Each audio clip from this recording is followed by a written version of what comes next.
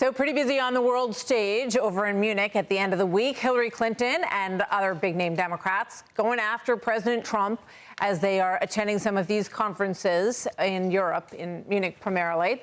So here is the former Secretary of State at that Munich Security Conference over the weekend, and she's speaking with the Deputy Prime Minister of the Czech Republic, who's pushing back on her quite a bit in this exchange. Watch.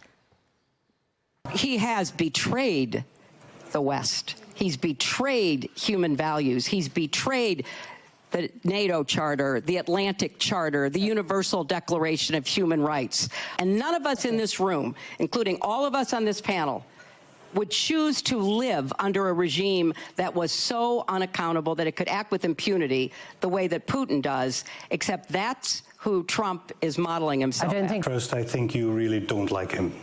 You know, that is absolutely true. But I really, not only do I not like him, I don't like him because of what he's doing to the United States and the world. All right, so with that, we bring in Ben Ferguson, host of the Ben Ferguson podcast and co-host of the Verdict podcast with Senator Ted Cruz, and Jose Aristimuño, former DNC press secretary and now CEO of VIP Media Solutions. You know, it's very interesting. In another part of her comments and that back and forth with this from the Czech Republic individual, he was, really pushing back on her, and he got her to admit, Jose, that the immigration situation became unsustainable in the United States. I never heard her say that during the Biden administration. What do you think about all this? Well, it's about time, Martha. I'm glad to see that the secretary has come around. Maybe if she would have spoken with Kamala Harris, we would have won the election. We need border security, and border security has been a bipartisan issue. And Democrats, we know this. You guys play this all the time. In the 80s and the 90s, we're very tough on immigration, and we should go back to doing so. But we should do it smart way. I think the way that we're doing it with ICE in Minnesota, I think it's a disaster. So I think it's okay to say the president has done a great job on border security, but he's done a horrible job on enforcing here at home. So, I went back and watched again the Rubio speech because I think it's a seminal speech in a lot of ways. And I got the impression, and you can compare it, we're going to talk to Vice President Vance tomorrow, and in many ways a year ago, he sort of set the stage for all of this. And there was a little bit of ruffled feathers back then. But what I'm sensing here, Ben, with the applause that Secretary of State Rubio got for his speech, is that they are starting to get it. That they're starting to get the message and respond to it. Let me just play a little bit of Secretary of State Rubio, and then we want to get your thoughts, Ben. Watch this. Mass migration isn't some fringe concern of little consequence. It was and continues to be a crisis which is transforming and destabilizing societies all across the West. This is not an expression of xenophobia. We in America have no interest in being polite and orderly caretakers of the West's managed decline. I think that last line, Ben, is a line that we're going to be looking back at quite a bit. We in America have no interest in being polite and orderly caretakers of the West's managed decline. Your take? Yeah. Look, I think this is a brilliant moment for Rubio. I think it's a very clear moment for the Trump administration. And if you look at that security conference and you just see what was being said, you had Hillary Clinton trashing America. You had Gavin Newsom actually telling adversaries of the U.S. how to beat Donald Trump and reminding them that he's going to be gone in 3 years. I mean, it was like he was acting as if he was a foreign agent for foreign governments that don't like America. And then you have Rubio, who walks in there and very clearly states America's foreign policy. We're not going to be taken advantage of anymore. We're going to deal with the laws the appropriate way. We care about security and safety, and we're not going to babysit many of you that are in this room or others that are watching anymore. That is, by the way, what Donald Trump ran on and won. And so I do think there's some freedom here from other countries that are like, you know what, maybe we need some more of this. Look at London right now. They're having a grand debate over the issue of immigration and what has happened there. Crime that has gotten out of control. And if you also look at the bigger, broader picture, this president has made it clear we're going to stand up for the people, whether it's in Venezuela or Iran and anywhere in between. But it doesn't mean we're going to invade. And I think people are also embracing that type of foreign policy as well. There's a massive difference between these two parties right now. Yeah, you know what? I want to show that by doing this. Let's play another clip of Secretary of State Rubio. And then let's bump again right up to that AOC being asked about China and Taiwan. Yeah. And then I want to get Jose's take on this. Let's watch. We are part of one civilization, Western civilization.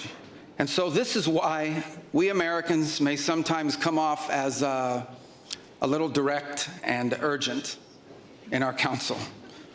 This is why President Trump demands seriousness and reciprocity from our friends here in Europe. The reason why, my friends, is because we care deeply.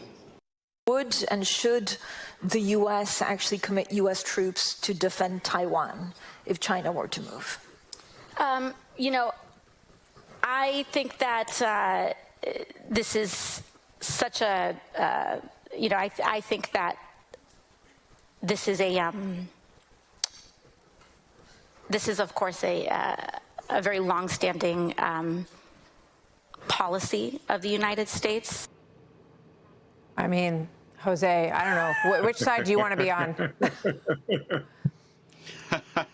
Oh, that's a tough one to defend. But I've never, to be fair, I'm a center JFK Democrat, and I've never liked AOC to begin with. But I will tell you, we got to go back to center politics in my party. When we do that, Martha, by the way, we did it in New Jersey, running for governor, we won. We did it in Miami in a mayor's race. We did it in Virginia, we win. So when we go back to the middle and we talk about regular things that Americans care about, like the economy, like immigration, like protecting our borders, we can win. And I think we're starting to do that.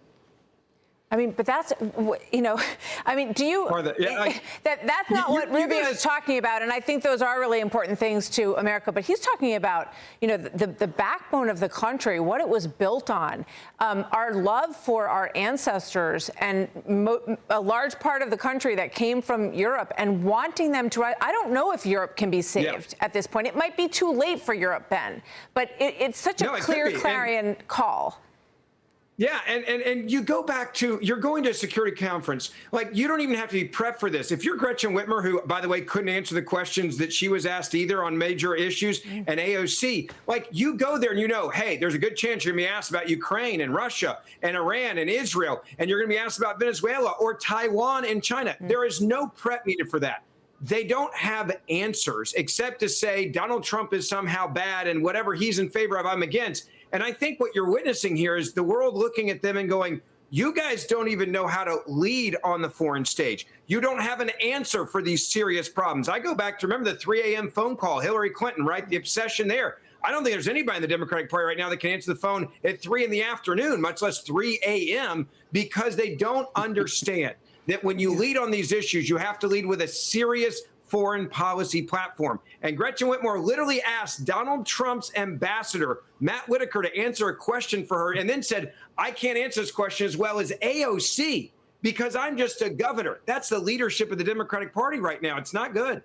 Yeah, I mean, I couldn't agree more. I mean, you better show up at this event ready to do other things than trash President Trump. I think they thought they were going to be able to get away with just doing that. And I would just say, you know, at least Hillary Clinton knows where Venezuela is on a map, which AOC apparently does not. She thinks it's south of the equator, which it clearly is not. So, gentlemen, thank you very much. Important stuff. Good conversation. Thanks, guys. Hey, Sean Hannity here. Hey, click here to subscribe to Fox News YouTube page and catch our hottest interviews and most compelling analysis. You will not get it anywhere else.